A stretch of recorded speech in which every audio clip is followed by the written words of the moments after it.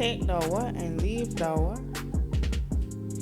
All right. What's up, everybody, man? It's your boy, LaCheston. I'm your co-host, Kim. Hey, y'all. And you're back for another episode of the What You Mean podcast, man. We are here today for, I don't know if we booked him for What's New or Industry Monday. What we booked you for, Russ? I think it was Industry Monday. Like, we're going to talk about industry things today, and you know what I'm saying? So welcome back to the podcast, man. Thanks so much for listening.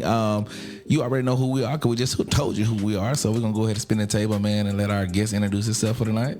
Okay, my name is Russ McClinton, and I have a brand, if you will, called URBNHM. Been around 23 years, so we've been here for a long time. Okay, that's what's up, man. So guess what we finna do, y'all? We finna do that whole thing over again. All right. Cause his shot is not right. It's way too much. Switch to his camera. Way too much room. Is that it? Yep. I don't want that far back. It ain't personal that far back. It's like the group shot. Oh, yeah? Yeah, it made me feel like I was far away from y'all. It was way back. Now I feel like I'm really It close was way back. More cozy. Yeah. All right. We still recording? Never stop recording. All right, that's good. My dude, man. That's my dude, man. All right. What's up, everybody, man? Welcome back to another episode of the What You Mean podcast. I am your host, LaCheston. I'm your co-host, Kim. Hey, y'all. There go that voice that y'all miss and love so much, man. Shout out to the MUA, you know what I'm saying, in this thing, man. So if you're listening right now, you already know we appreciate you listening and checking us out. But before I get on rambling and doing what I do on set today, I'm actually going to go ahead and turn it over to our guest for the night, man. You got the floor. Introduce yourself to the people, man. What's going on? Hey, y'all. How y'all doing today? Man, we coolin'. All right, well, my name is Russ McClinton. I'm glad to be here, first of all. Glad to have you. And I've got this brand called UrbanHam.com. Been around 22, 23 years. Been around a long time. So, Okay. And, we focus, much of what y'all doing back then in the creative community. That's advanced so much now. You guys are doing so much more than what we ever imagined, but it's awesome. That's what's up, man. We appreciate that introduction, man, so much, man. They got on me, man. My producer got on me and said that I really was not, leaving much room for my co-host, man. So I'm going to have to shut my mouth a little bit tonight, man. But we're going to make sure we get to it because, I'm honestly a fan, Russ. I've been a fan since I met you on when y'all used to do the Greek Week stuff. Okay. Yeah. And y'all had the party bus. Yeah. And the party bus would go and hit like 5 or 6 black establishments. You were filming us getting on and off the bus, going inside the establishment, patronizing and supporting these black-owned businesses and things of that nature. But y'all had like a whole series of events. It was like some Thursday, Friday, Saturday, and Sunday. This particular year, I remember it ending. Is the wine law for steel that they had on the corner before it went out? Yeah. Y'all had everybody out there playing cards, smoking cigars and stuff like that. Y'all had live music on the inside.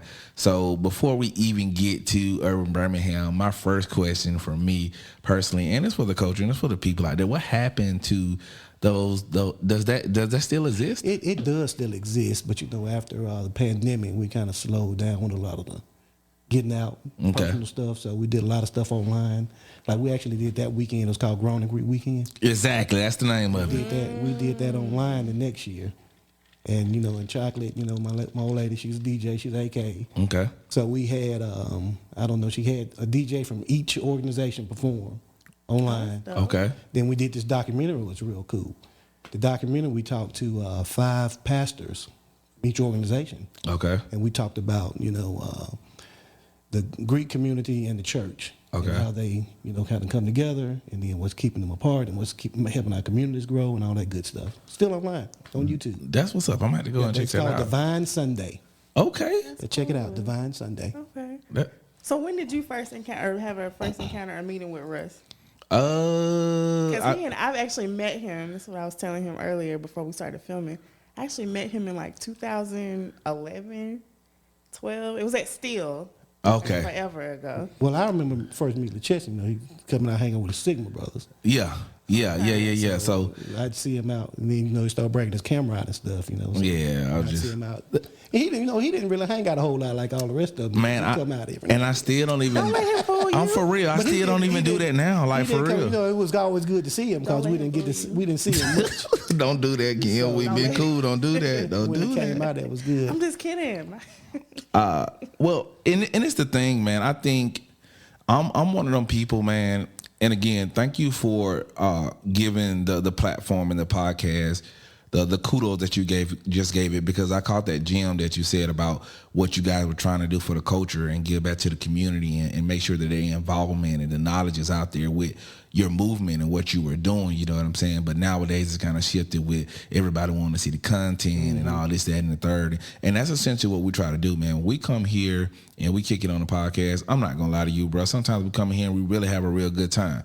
Sometimes we have guests coming here where it's tear jerkers, and they're telling stories about things that were life-altering and life-changing for not only them, but the people that were connected to them around them. But the ultimate goal of the What You Mean podcast is for, it don't matter what you come in here for, we want you to leave with a little bit of something. And I think that's what's great about you being a guest here today is I just simply know that what you've done for the culture, for Birmingham, you know what I'm saying, for the network connections that you have and people that you rub shoulders with, that this is definitely going to be a dope interview because we're meeting on the same ground, the same places. Like, your network is definitely way more advanced than mine, you know what I'm saying? But I can say this about you. The couple of times that I have reached out to you with ideas or stuff that I wanted to do, your answer's always been the same.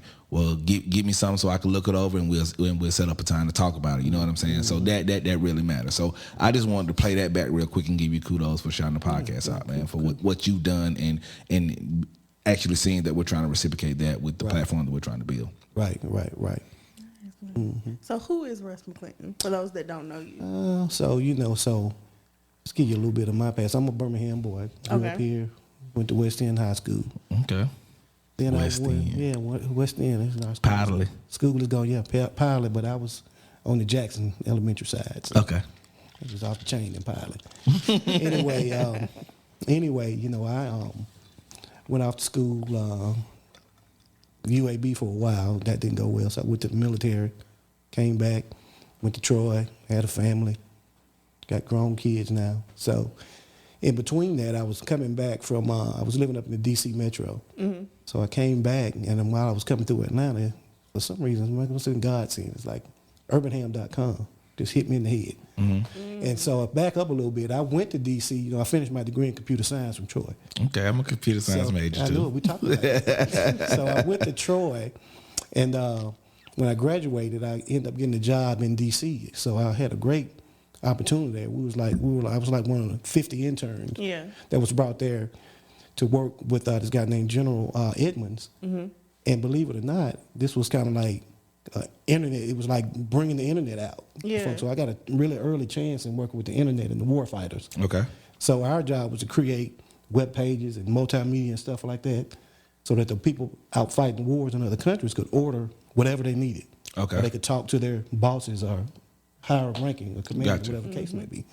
So that's kind of how I got my start, through that with the internet.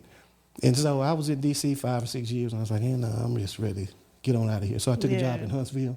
Okay. Came back, and I worked there with Consolidated Space Operation Contract, and it was cool. I wanted to do my own thing. And I had already kicked off Birmingham. Okay. And so that was just me just kind of grinding for 5 years. So whenever I meet somebody doing what y'all doing, I just say, you got to keep going. Because I think my first check, I was like 5 years deep in Birmingham. It was just me going to work. Like I heard you say, you working and trying to make the thing pop out. It's bruh. That's what I did. And I think that's what I had to explain to my significant other the other day because, I'm creating a podcast with her. Yeah. You know what I'm saying? Just something to help us, give us something to do to, kind of sort of put something into a brand for us. And I was like, I think what a lot of people don't realize, like, I have a team here and I thank God for them every single night because it took years to find people that were like-minded that realized that it ain't a whole bunch of money right here on this table, you know what I'm saying? Right. But if you see the direction that we're trying to take it in and you could devote a little bit to your time to it, when we start getting paid, we all get paid, you know what I'm saying?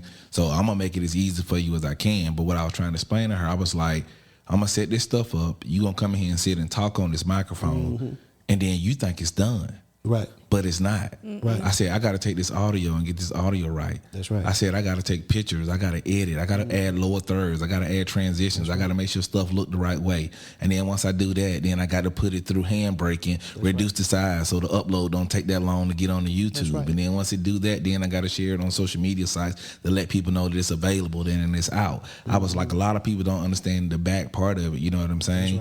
So I love what we do. Like this platform has created an outlet for me. Like, I'm a real fun person. I like to have fun with everybody. I'm a really giving person. I'll try to help anybody that I can. And this little podcast that we're trying to build from Birmingham, Alabama, and we're not going nowhere. Like, it's going to be a Birmingham, Alabama thing. You know what I'm saying? When I reach out to people in Atlanta or surrounding places, I let them know, hey, we're not doing it over the phone. We're not doing a screen. Hey, let us know what you need to get here, and we can make a decision on if we can afford to actually have you as a guest or not to come in. But no, we're not shipping it to Atlanta just because that's where all the people are. Like, Birmingham is Birmingham. At Vegas say, we don't want to be Atlanta. We Birmingham. You know what I'm saying? So I think that's the beauty of it too. Like, there's just so much talent and just creativity that is here. And people actually need to see that, especially like if they are in bigger cities, because they sleep on Birmingham. Right. And just even like when I lived in Atlanta, I would tell people, "Oh, I'm from Birmingham." You're from Birmingham? Like, for real? Real? Yes. I'm from Birmingham. And I think like it's just so imperative that you have that good core circle of people that get together that are like minded. And they see the bigger picture and the end goal of what it is that we're trying to do. So yeah, and I think ultimately, like for our platform, that's what makes it go. Right. Even down to our engineer, like, he's a very known person over the city. I wouldn't know him if it had not been for Kim. Kim brought me to. All right, so we're gonna take a 2-second break. Okay. What's wrong, man? I lost 6. Who is 6? That's the group shot. It went out already? Yeah, it went out like I'm talking about the second I clicked on it went out. I was like, I had to jump on to one of y'all. Okay, just tap it real quick. No, do me a favor. Go to output 2 and put it on multi-view so I can see something real quick. Multi-view. Yep. I'm finna get rid of that camera. I just bought it. What one you talking about? Which one give me a fit? That Yes, one. I don't know how to make it stay live. Oh, okay, I got you. And I've already changed the setting that it told me to change on it, And it still and ain't. it still ain't doing it. you just bought it? I went and met somebody in Oxford halfway to buy that camera. Because it'll give you a clean HDMI feed, but it won't turn into like a streaming camera and not click off unless I connect the EOS Canon utility to it. I got you. And so I'm just going. So anything I need to do? Nah. If we still recording, we good. Of course, I edit it and we'll pick up from there. But as far as that camera goes, I'm just gonna have to get rid of it and just buy another lens because I don't have a lens that's small enough that we can sit a camera right there and get this view that we're getting right now. So that's essentially why I went about that camera, because it comes with the fixed lens on there that goes down to a 15 millimeter. So that's on 15 millimeter right now. So anything I need to do, just let me know. Yeah. So I appreciate the shout out too. He knew my dad though. So. Yeah. All right. Let me know if you need anything else. Okay. Kim, you look great. Muchas gracias. We're gonna go in with the group shot. All right. So yeah, the great thing about Birmingham. Well, you were saying something earlier I thought was pretty interesting. You were in Atlanta and you tell people from Birmingham. Well, that was one of the reasons I started Urban, because when I was in D.C., that folks up there said, "Hey, been down here and they ain't coming down here." Yeah. Wow. But you had to figure out a better way to tell these stories. So that was one of the reasons I started urbanham.com. Okay. So fast forward now, you guys got access to a lot more availability. Think about it. We didn't even have the cell phones like that then. No. So we couldn't Instagram, TikTok, Facebook. They couldn't see all the cool stuff. Yeah. And you think about everything we've had here so far, the new sports teams and the venues and the concerts and all that. I think that's the beauty of it too, because I remember working at a makeup counter there, and there was a lady that I worked with, and she was from the islands, and I remember her asking She was like, "Do y'all have like just dirt roads and Yeah, see, they just have dirt no roads idea. and People still like that. just like you get around on a horse and buggy." In Birmingham? And I'm like, They yeah. still think that. Yeah. Yeah.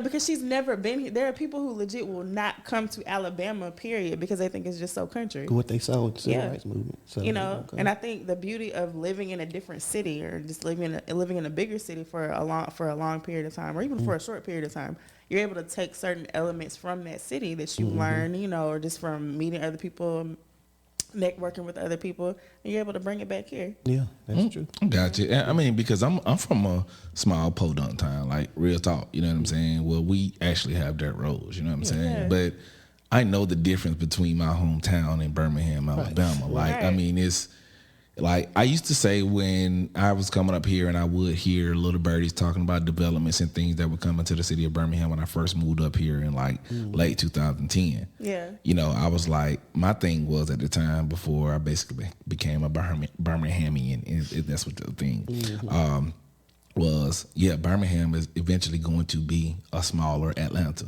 You know what I'm saying? And then I befriended Vegas, you know what I'm saying, from 95.7, and he would always come to Troy whenever I booked him for events. He came to Troy and rocked them and did his thing. So we became friends. So when I came up here, you know what I'm saying, he was the one, again, I stated this earlier, like, he was like, he really get tired of people trying to make Birmingham Atlanta, just point blank period. Right. And when I heard him say that, you know what I'm saying, you could hear it in his voice, like, bro, we Birmingham, like, we fine with being Birmingham, like, you know what I'm saying, we ain't trying to be nobody else, like, we have our attractions, we have the things in this city that people love, you know what I'm saying. People can say what they want to say about the violence rate and stuff like that, but it's the same across the United States, man. Metro growth. Exactly, man. I mean, you got crazy stuff happening in every single city in the United States, you know what I'm saying? That's so, right. But when we get to, to urban Birmingham, man, before we jump just straight off into that, man, we normally just ask a little icebreaker question and kind of sort of keep things rolling. So I'm going to ask you that icebreaker question real quick, and that's going to be what R&B or what gospel song comes on and it don't matter where you at, you singing it to the top of your lungs, like, oh, which one comes on, it doesn't matter, the top of your lungs. So I'm a big Shaka Khan fan, so for real, I love Shaka gonna break is that I'ma love you anyway, is that and she got a bunch of other hits, and then Lila Hathaway came and made remade her songs too, so okay, Angel and all that good stuff, so. Angel is my jam, so I love you know what, I might lose my black card. I don't think I've heard Angel. You need to listen to the Lila Hathaway. Angel. Yeah, and then you need inconsistent, flying blind most of the time. I don't think I've heard that. Drama queen. And I'm a music fanatic, man. Don't give me. Thank you. I'm a little rusty. I'm a little water, but anyway, yeah, like that's my jam. I love that song. So yeah, I'm gonna sing some Shaka with it. I'm every woman. Yeah. But you got something in. I was always known back in the day when I used to hang out a lot. See y'all and come the 1st and 23rd. Like I would walk in the door, nobody who was DJing, it'd be a leader, whoever up there. They're gonna play Blow the Whistle, they know it's my song. Wow. So I walk in there, did all my friends crunk. So now my friends, when they go out, even I ain't with them, they sending me videos.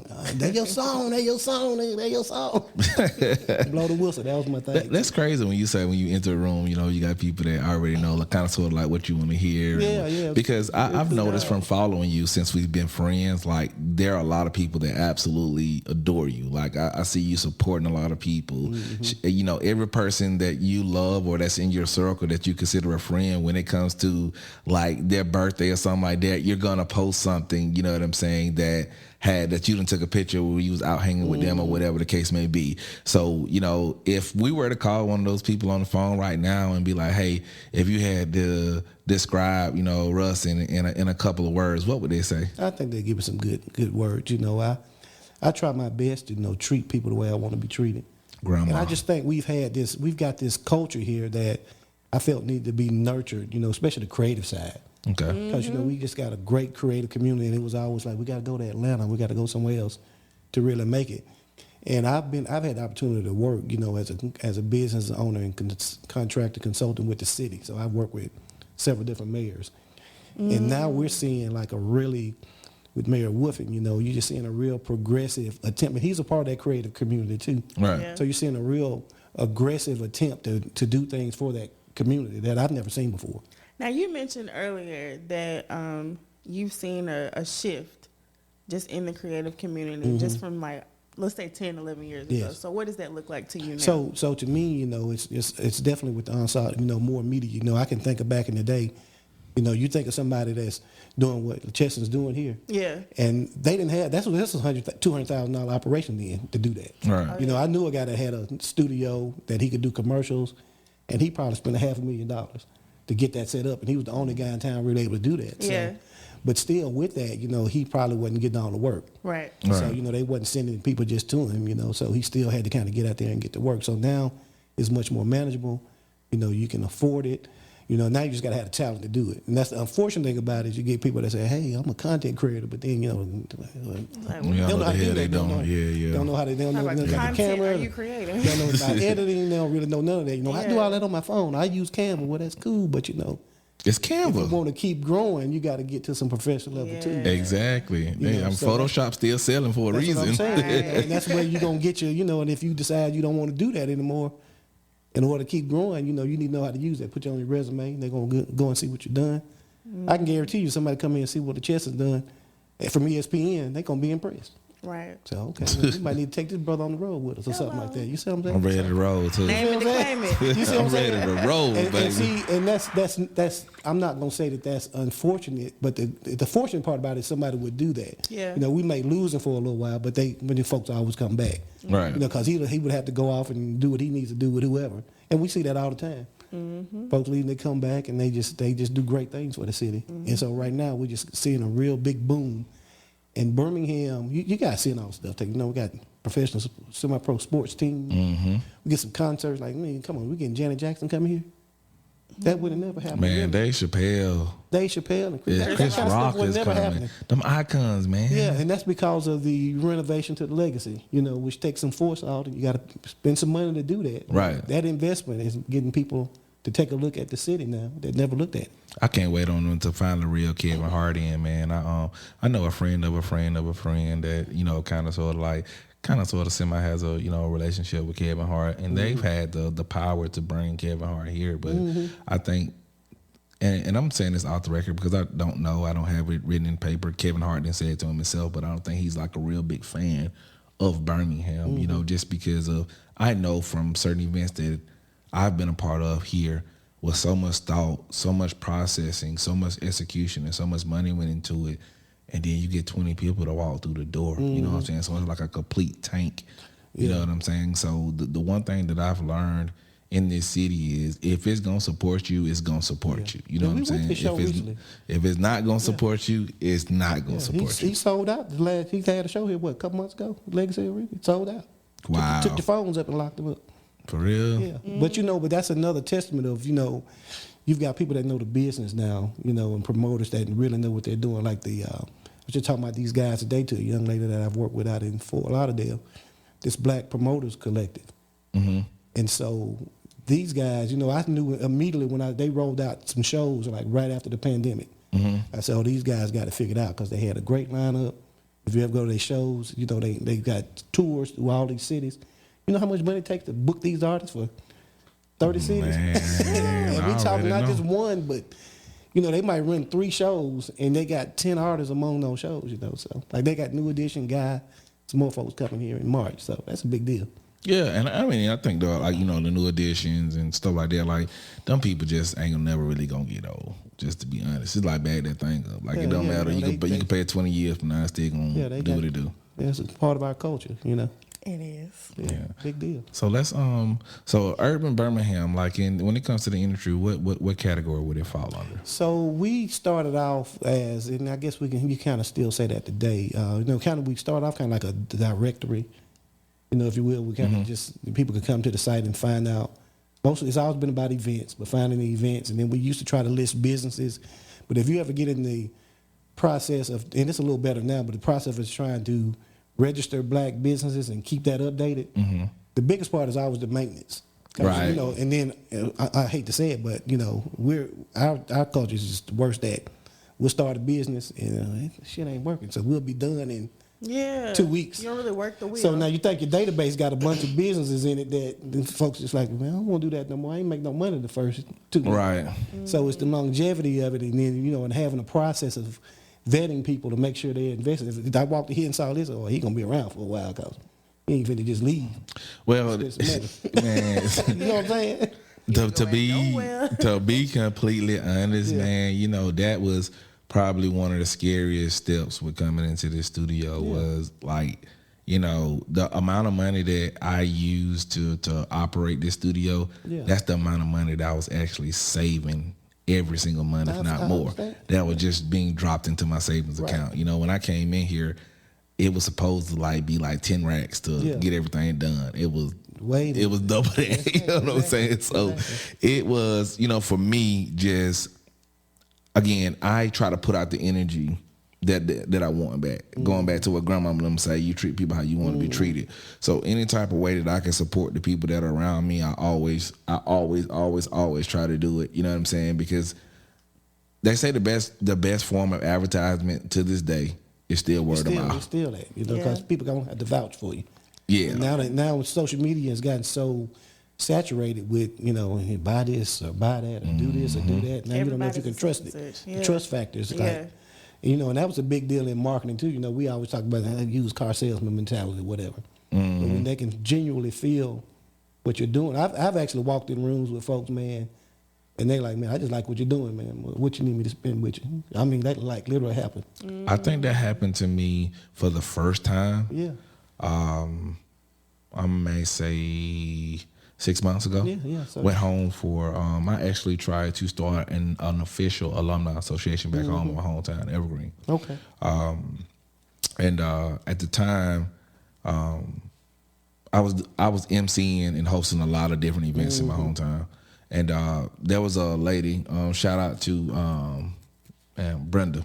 Brenda Rogers. She is like a real pillar down there in the community. Like if anything going on, she probably got her hands in it some type of way.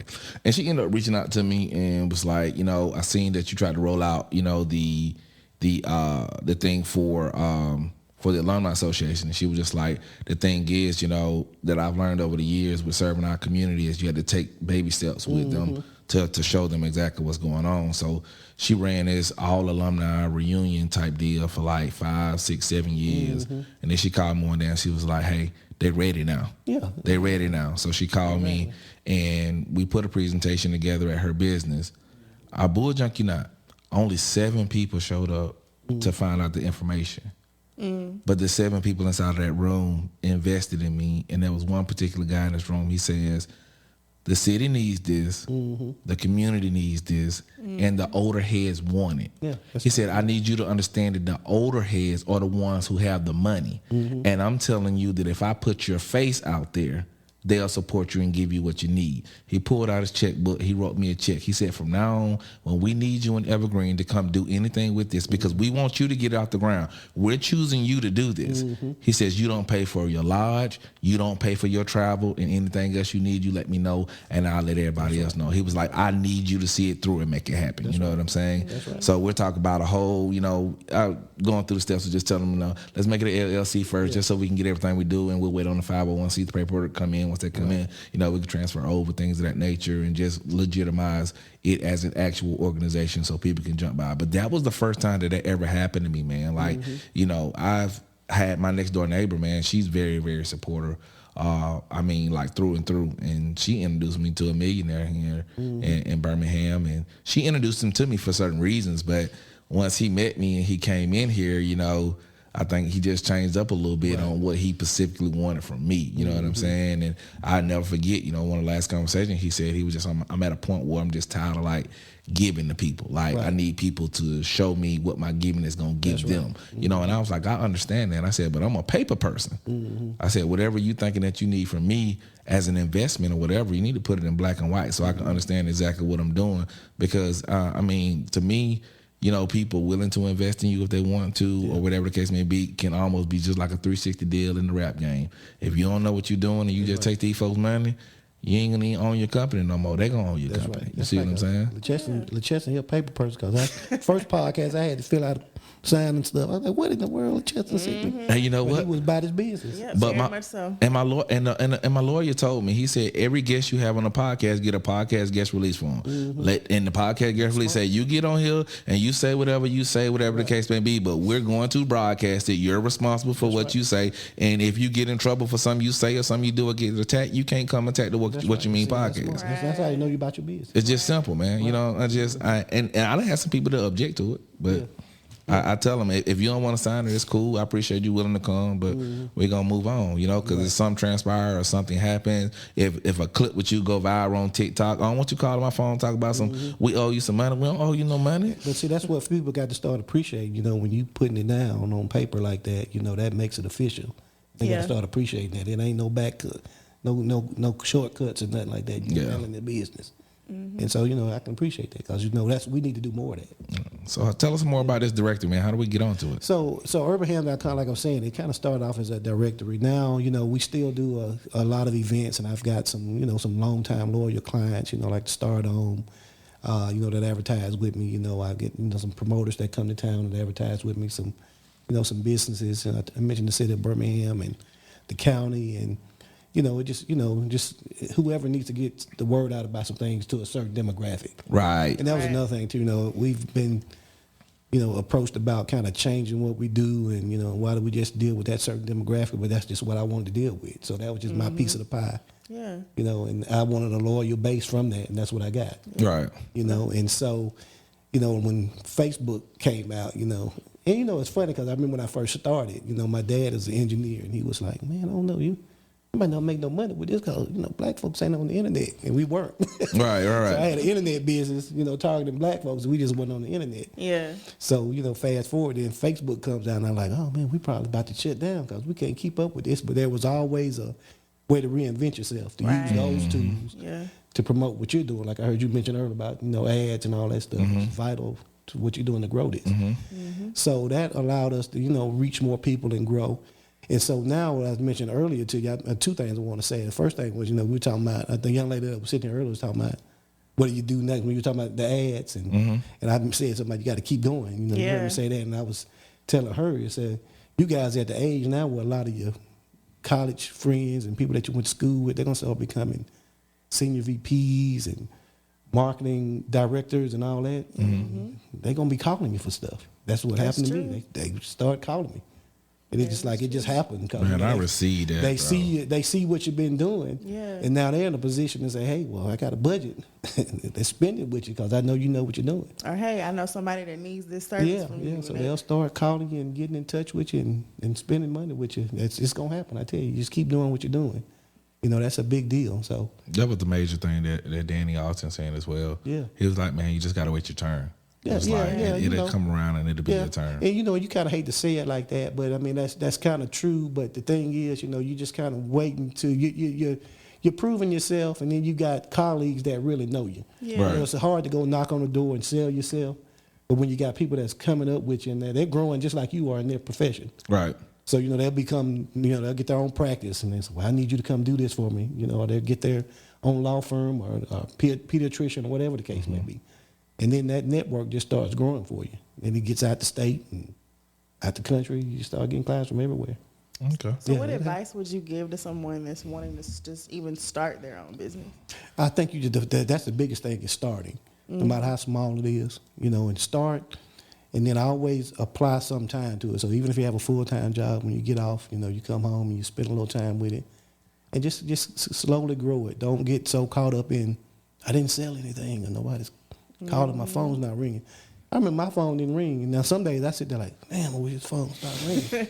You know what I'm saying? So it over time, you know, that starts really happening. You know, of course you got to get it. It wears on you. You got to start getting in when you're growing, like you're giving out contracts. You're going to know who to fool with and who not to fool with because they're going, I ain't finna sign this contract. Well, we ain't going to fool with you. But you're not for everybody. That's not for everybody. Yeah. And, you know, a guy that I used to, you know, we used to own a bar back then. I heard him tell somebody, guys, oh, man, why y'all prices so? And this was a learning experience for me. He was like, man, why your price is so high? He just looked and said, well, maybe this ain't the place for you.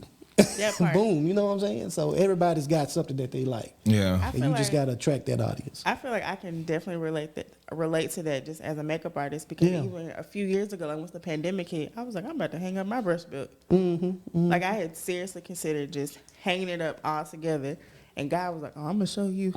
Right. And you started, You know, Yeah. and I started getting consistently booked like out of nowhere. Like I'm going to North Alabama, I'm going to Tennessee, going to Mississippi, and I'm like, wait a minute, like where is this happening? And I had to realize, and even one of my clients was telling me too, what you do is not for everyone. Right. You know, everyone is not your client. Everyone's Right. not your target audience. You know, Yeah. Target is not worried about what Walmart is doing. Yeah. That's And right. like you literally have to look at it that way. Just as a business owner, you know, you're not for everybody, and you have a special certain niche that people come to for you specifically, and that's what you have to focus on honing. That's right. That's right. And the other thing too, you know, is find you. I mentioned this to you too. Is get you either at your bank or get you a good friend that you went to school with as a banker. If they love doing it, they're gonna always be a banker. And at some point, you know, you're gonna be like, man, I need $200,000. You know, so you need to be able to have some people in your corner that's gonna help you get that. And tell you what you can do to get that. And you know what, man? That's the part that I haven't tapped into yet. That's the part. Yeah. Like, because there are certain things that the banks know that they don't tell everybody. That's right. It's That's just why you it. need somebody in your corner. that can tell you exactly what you need to do. You see what I'm saying? Because I got a cold call from I bank with PNC. PNC been my bank for a long time. Right. And I ain't gonna even lie to you. I was selling cars, man, when I moved up here, bro. I wasn't making no money. And I'm swiping my card on faith that I can get me something to eat. I'm swiping my card on faith that they'll pay these $20 to put some gas just so I can make it to work another 2-3 days or whatever the case may be.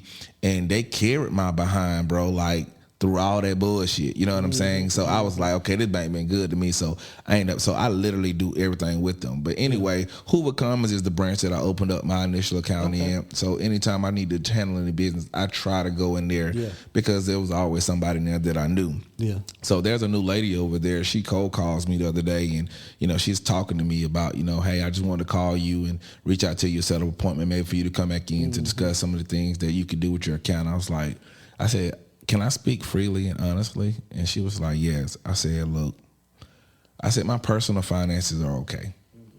I said, but what I need to see happen, I need for somebody to call me in to talk to me about my business account. Right. Talk to me about the things that are not out there for everybody to know. That's right. From the business standpoint, so I can fuel my business to keep my business going, so it protects my personal. So I ain't got to keep dipping and going into my personal to make sure my business stay afloat. You know what I'm saying? Like, how do I get a loan and how do I manage this money so I can use the same loan that I got to pay the loan back even when the money's not there? You know what I'm saying? Like, I need somebody to teach me that niche and how to do those things, how to secure funds. And I was like, no disrespect, if you can't bring me in and talk to me about that, I'm good. Like, there ain't nothing else that y'all really can offer me right now that I need. But I need to know about business banking. I need to know how to use this dungeon number that I got. You know what I'm saying? You want to teach me about that? Yeah, I'll bring you some donuts and some coffee. Let's set an appointment. But if you don't want to talk about that, no, I can't come in. And so you're right, man. Like, I thank God for what you just said about the people that you went to college with, the people that you get to a certain age where those people start becoming VPs, directors, and people that can pull strings for you. Like, our first podcast guest for season 2 was Sean Freeman, aka Derek Kennedy. He's an actor. You know what I'm saying? I went to Troy with him. Okay. We had a unique relationship because when I was graduated from Troy, he was the face that I wanted to take over my promotion business and my party business. And we got disconnected because of he changed his phone number, which is smart. He's starting to go places and do things, and he sat in here and told us it's people that's calling his phone out the blue, like they been there for him, like they've been his friend the whole time or something like that. And I wrote him on Facebook and I said, hey man, we're getting ready to start off season 2 of the podcast, and I would love if you would come share the platform, you know what I'm saying, and just talk about what's going on with you and some of your experiences. And he was like, man, I would love that, man. And he was like, I ain't gonna bust your head over nothing like that. He said, this is what I need you to take care of. I said, okay, cool. And I was like, hey, I'm gonna throw something else in there for you. I was like, I'm a photographer. I said, send me your mood board. Let's pick a look off there.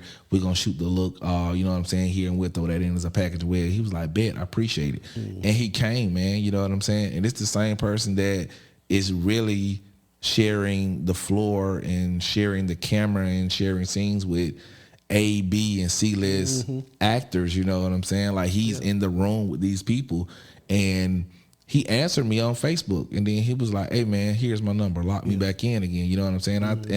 He was like, "Why you just didn't never ask me for my number?" I said, "Because if you wanted me to have it, you would have gave it to me. Like, I don't want to be that person that's kind of trying to hound you." But this is going back to what you just said about those people making those moves and being in places where, because when we debut, you know, his episode and we push it out there, of course he's going to share it and tell people about it. Like, as soon as he got here, he took pictures and was like, "Hey, I'm at LaPic Visuals in Birmingham, blah, blah, blah. I'm finna to shoot this episode or whatever." He took pictures with everybody. You know what I'm saying? Like, he showed a lot of love when he was in here.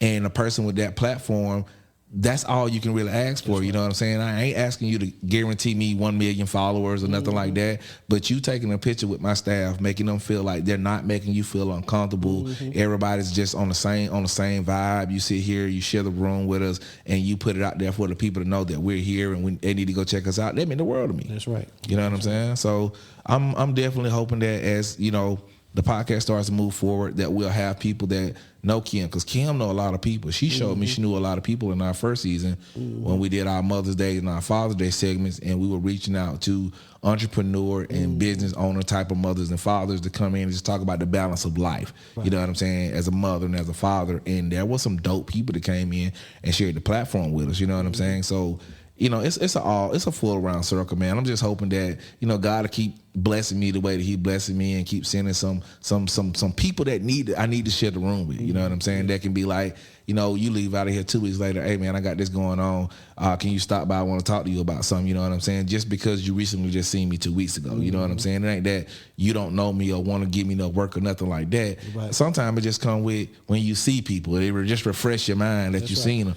Because I was all over you when you was going with that camera. Every time you moved, I was trying to see what you was doing because I'm fascinated with it. Yeah. And not only that too, just to piggyback off what you said, but with both of what both of y'all were saying, I'm getting Tongue twister. But somebody's always watching you. You think so? Yeah. Somebody's always watching. Without a doubt, somebody is always watching you. That's true. Always, even when you think that they're not. Yeah, they may just, I'm just gonna scroll on by. Ain't paying attention. They watching though. Yeah, that's They true. paying attention. That's right. It may not seem like it. It may not look like it. They're always watching you. And sometimes those same people who you think aren't paying attention, you think they're not watching, you think they're not, you know, honed in on what you have going on, those will be the same people that'll put your name in rooms of people that you have no idea like who they are. Wow. Or anything. Wow. You know? That's right. I think my number one person that does that is Justin Williams. Shout out to my relative Justin Williams, I man. know Justin. Hey Justin, hey Justin, boy, you the shit, boy. Hey, I'm gonna put that on TikTok and that tag. clean dressing real. Man, look there. gonna be shy, You man. see Newt from a mile away. That nigga out for a 5-mile run. He probably smell like Bond number 9. Yeah. He got on his tights. He matching for the workout, the whole 9. He's But clean. Yep. I mean, just even I remember you telling me, what was it last year? Not like last year, 2021. About you being in Voyage Atlanta. Yeah. that was crazy. Remember? That was crazy. Right. And like when you had messaged me, I was like, oh, because I had done an article with them, and then I had mentioned his name to them, and then they reached out. Good. Like, See? Yeah. And whenever you can get that kind of publicity, you it's know, all somebody. about connection. That's it. Right. That's it. So that's pretty good stuff, you know. And you think about what you're doing now with the podcast, you know, and I tell people all the time, you know, you're archiving something, Yeah. you know, and it's gonna be here forever. Right. That's a big deal. Yeah, and you know, man, I go back and look at the stuff even when nobody else look at it, man. That's right. That's right. Like I had to see, I'm gonna watch all these episodes 2 and 3 times when I'm editing them and making it the way that I want it and putting it the way that I want it. I mean, that's just kind of sort of, you know, what it's gonna be. Like I genuinely enjoy it. I wish it was generating 6 figures for me a year. Yeah. You know what I'm saying? So that could be my focus from the time I wake up to the time I go to sleep. You know what I'm saying? But I know for 2022, I had a goal of starting to film a little web series that I want to do, and I want to pitch it to a network. But at the end of the day, it's so many different outlets now where you can share content and make money. You know what I'm saying? Like a lot of people don't know about moment.co, or I think it's either Moment or Momentum. .co, and essentially what you do with that is you can put your episodes on this thing just like any other streaming platform. And people have to actually pay to go and watch it. You know what I'm saying? Like Big Ja, I'm a fan of Big Ja. He and Omega. He make a whole lot of content on YouTube, and he got this series called The Lesbian Homie. I seen it. All right, Yeah, so The Lesbian Homie. Yeah. Big Ja the truth. Shout out to Big Ja. I bumped with you, bro. Like, so this cat just writing regular content, and it's great content. He's scripting it out. They acting it out. He released. He the one that say like yams and all this shit. Yeah, he was talking about yams all the time. Yeah. Oh, Big Ja the truth. He's no clue. Yeah, Big Ja the truth. So he and a lot of people spawned off of what he was doing and got their own series down on that scene. Yeah, exactly. So what? So a lot of YouTubers, bro, they do what a lot of what they call them mega churches. Yeah. So a lot of people don't know that a lot of mega churches will grab a smaller church. Yeah. Fund that church for what it needs to do in order for it to come up in level. That's right. But at the same token, they fall under that. So they playing bank. So they basically have to give it back. So a lot of YouTubers do the same thing. So whenever you see another YouTuber bring up another YouTuber, they're essentially doing the same thing. They're sharing content with them, writing them in their content because they're basically going to make money off of this person and for X amount of time. Yeah. So you could really tell who's in Big Ja's camp, to be honest. You know what I'm saying? He put a lot of people on. Especially Sade with her fine self. Sade fine. But yeah, man, so he started releasing these episodes, and he'll release one like every 2 weeks or something, right? But if you wanted to watch the whole series, he was releasing the whole series on moment.co. Gotcha. So you could basically go and buy the episodes if you wanted to watch them and you wanted to binge watch them and not wait every 2 weeks for an episode. Yeah. You know what I'm saying? So he then, incorporated, you know what I'm saying, and copyrighted yams that belong to him. You know what I'm saying? So he making money off of that, and Blue Chew is one of his biggest sponsors right now. Okay. He making little small skits and commercials for Blue Chew. Yeah. And then, man, I'm gonna guarantee you they probably got 1D camera just like that right there, shooting it right real quick and then shooting it on and it's doing what it need to do. Oh yeah. dope. I like Marvel movies and stuff like that. So I watched this series called New Rock Stars on YouTube. And they just kind of New Rock Stars, and they just kind of break down. It's really nerdy. They kind of break down all the Easter eggs and stuff in these Marvel movies and stuff. But I Googled them one day, and they make like $2-3 million a year. Just think, that operation, like the chat said, is probably just like this, but they make plenty of money doing it. Wow. Yeah. Crazy. So I mean, it's pretty interesting to see that and know how media today can take you anywhere. Right. But of course you got to win over. The challenging part is winning over people's time, because also what it does is we all got busy schedules. You only got so much time that you can give to each media.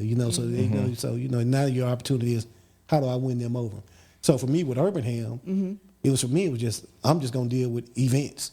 So if you want to, and people will even still call me today and say, well, well, just go to the website, man. I don't remember.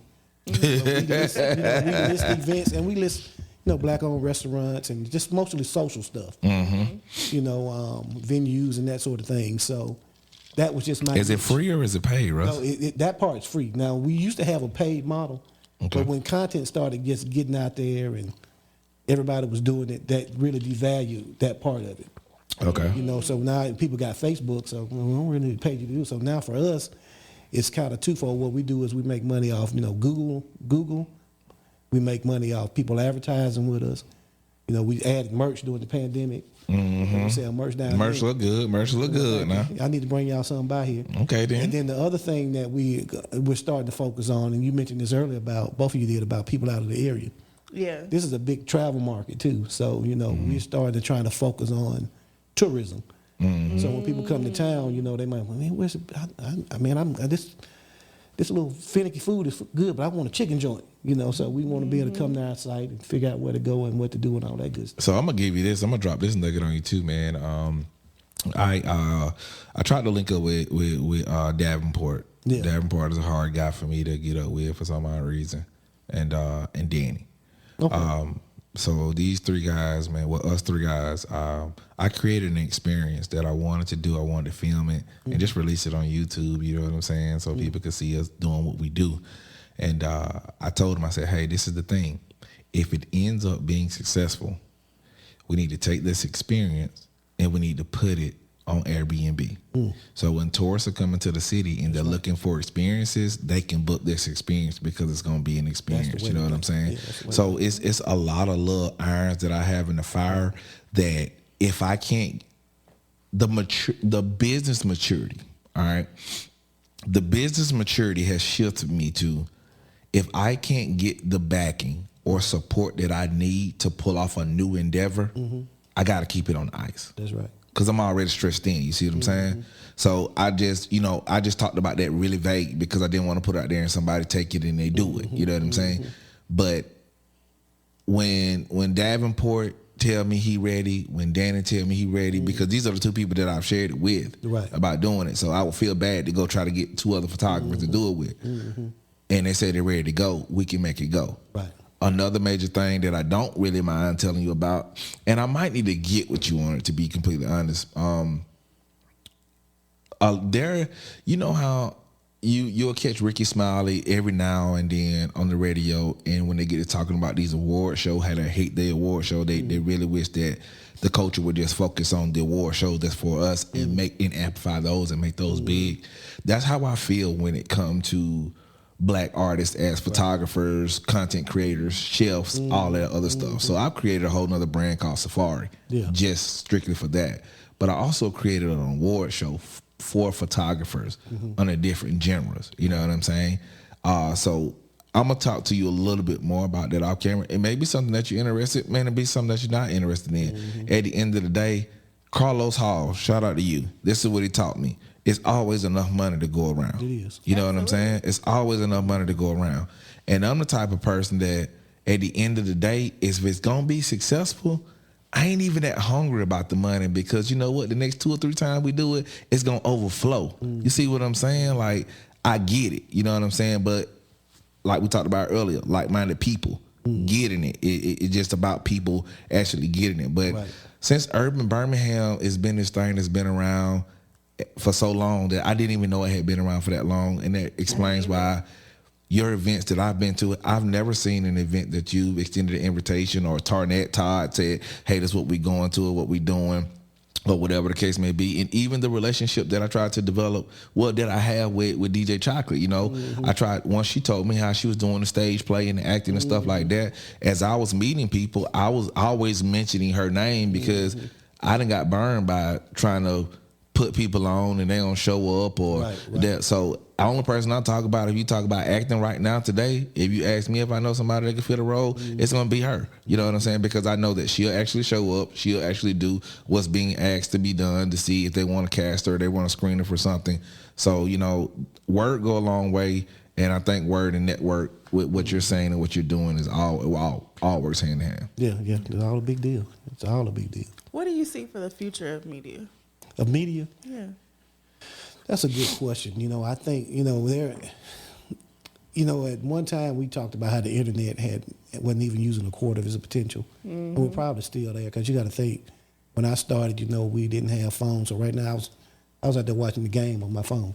Yeah. Didn't do that then. I was watching, and I can watch anything I want to. And you think about your cars, at some point, we'll be able to, people probably do that now, but you can watch programs or whatever you want to do in your car.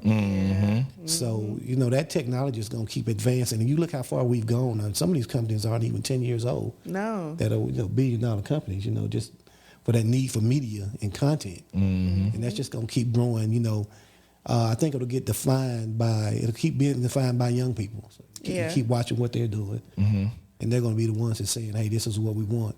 Because we kind of fall into place. I remember when Jasmine was on Facebook and I got on the shit, but I had a stroke. Jasmine's my daughter, from college. So you just watch what young people are doing and you'll see, okay, this is kind of where it's going. But what's crazy is just so much out there now. Yeah, that's true. But I always tell folks, being a computer science person, this is still just ones and zeros at the bottom. That's it, man. It's nothing new under the sun, is it? And it don't matter what your age is when it comes. If you're a computer person and you like computers, you try to just stay a little hip to whatever technology is going on anyway, because you just never know when you might need it, or it's something you want to dib and dab in. Like, it's a lot of, like, I don't really care about, TikTok and Snapchat and all the other stuff, but I need to know how to use it just because of my profession and what it is, know, so. Yeah, we say that, but you just watch the kids and they kind of, so, that to me is, is the future's paying attention to what they're going to be doing. Yeah, that is true. And then, some of your top companies, they'll always buy up smaller companies if they see that something is going to be, if you're in the stock market or something, if they see something's going to be big or it's got potential, they're going to buy them up. So pay attention to those kind of moves, that kind of stuff. So, hey, I don't think the virtual world's going anywhere. I don't think remote work's going anywhere. I think they see now they can unload some property. Only those bosses that just got to have their people in their sight are going to be worried about that. But everybody else is probably going to streamline and just make as much money as they can. All right. So we're going to get ready to turn the block, man. And I don't know if my co-host has one more question, but I'm going to go ahead and put this out here, and then she let me know if she got anything else for you. Where as far as our listeners and support and subscribers and people that we had that are bumping with us right now, if they wanted to support Urban Birmingham because of what you do for the culture and how you're trying to push in the direction you're pushing, what can they do? Well, the biggest thing, for us is go to the site, urbanham.com, especially if you're looking for something to do around the city. Every now and then we post content about people doing great things, so you can go there and read that. Restaurants, venues, clothing stores, stuff like that. Just anything that's kind of got urban appeal, but it's social. You'll find it there. And then most definitely when you go there, buy some merch. It's cool thing is, and we don't, we're an urban company, so to speak. Where we target that the urban community because we want people to know the great things that people are doing. Right. But we got a lot of folks that are different nationalities. And I got a guy called me another day. Said, "Man, it's a white guy here walking a little bitty dog with an Urban Ham shirt on." Hey, that's what we want. That's fire, bro. So that's fire, bro. I had a guy the other day. He told me, "I wanted one. It's a white guy. I wanted one. I got a camo one. That's cool." So they understand what we're doing too. It's nothing to separate. It's just like, hey, these are some great businesses. When you want to support somebody, like February is coming up. Right. Everybody's going, why can I go spend my money? I want to support a black-owned business. Well, we got a bunch of them on here. Go check them out. That's what's up, bro. So that's a big deal. I love it. You got anything else? What's next for Urban Birmingham? Well, that's a good question because, as I get older, and that's the funny thing about Birmingham, it's kind of followed me through my path, as I grow, So when I used to like to kick it, we was out kicking it, sponsoring stuff with models and doing all that stuff. As I got older, I was like, man, I don't feel like doing all that. So, it was more about telling stories about people, and I want to do more of that, So I kind of get caught in the crossroad too because still with Urban Ham, I still have a business that I run. We do a lot of graphic work for people. Okay. We do some video work for people. So with that, and every now and then I still do some website stuff, which I don't really like doing anymore. Me neither. You know what I'm saying? It's just so time consuming. So, that's what I'm saying. So I still got a few clients that I do that stuff for, but I'm going to probably offload that. Yeah. Stop doing that and worry more about telling good stories, because I think that tourism and the way the city is going is going to be a big deal. And just kind of paying attention to, okay, who's coming in the city. Yeah. Being on the Business Journal. Seeing what buildings are being bought. That way you know who's coming, research those companies. Yeah. And that way you know where to place yourself. That's dope. Yeah. Okay. I love it. That's what's up, man. So, web-based application already? So Urban you can Ham. convert it to an app? Urbanham.com. I don't know if I'm going to do an app. I've thought about that for a long time. I was just thinking that too. Yeah, and I actually had a couple of, we tried a couple times, but my other business, I got a travel company called Recess Getaways. Okay. We had an app with that too, and the maintenance part of that was just kind of a little bit more than what we wanted to deal with at the time. I got you. That's understood. So, it's just like, come on in, do what you're going to do, pay your money. We're going to tell you where we're going, boom, we out. Yeah. So that, all those things come with other expenses. Yeah. So that was like, just do an app, but you still got expense, got to maintain it. New updates on the phones. Yeah. Now the app breaking, now people calling you, I ain't got no customer service line. So, so just come to my website. I can make some money when you do that, urbanham.com. That's what's up, man. We appreciate it, man. Co-host, you got anything else? Nah. And we know you got some amazing folks come sit in that chair that probably knew everybody, don't you? See, that's what I'm saying. You got your good co. I keep them prettier. Yeah. Prettier. Okay. Yeah. Okay. So she need to be telling them to come over here and see you. Man, that's what it is, man. I do. Well, look, man, Russ, we appreciate you coming and blessing the mic, blessing the platform, man, talking a little bit more about Urban Birmingham, man. So for those of you, if you don't know what it is, man, the information is actually up on the screen right now. Go and give the website a click. Notice I said a click. That means when you put it in and you hit enter, that's a click. And then we want you to click around and search around. But most importantly, man, I'm going to make sure I go and cop me some merch, man, so y'all can see me with an Urban Birmingham shirt on soon for season number 2, man. And in the meantime, between time, if you don't mind, man, do us a favor, man. Hit the subscribe button if you're watching us right now on YouTube, man. If you're bumping us right now because you're listening to it on your favorite podcast platform, do us another favor, man. Subscribe and follow that as well. Leave some comments, man. We would love that, man. And until next time, I'm your host, LaCheston. I'm your co-host, Kim. And you already know what it is, man. Peace.